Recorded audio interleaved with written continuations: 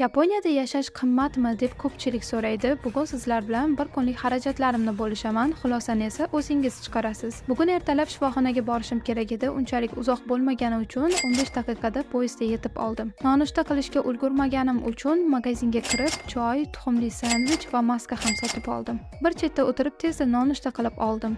Shifoxonaga maskasiz kirish mumkin emas. Ko'zimni tekshirtirgandim, hech qanday muammo yo'q ekan, dori olishga hojat bo'lmadi. Ko'chada ishlarimni bitirgunimcha tushlik vaqti bo'lib qoldi va vegan ramen yeyishga kirdim. Shu joy menga juda yoqadi. Maza qilib tushlik qildim. Keyin yana poyezdda uyga qaytdim. Kechga yaqin qizimni olib do'konga bordik. Sutli sir, maydalangan sir oldim. Chanqab ketdim, choy ham oldim. Bolalarimga anpanman non oldim. Pomidor, banan, choy, olma, soliqni ham qo'shib, hammasi uchun 268 ming so'm to'ladim.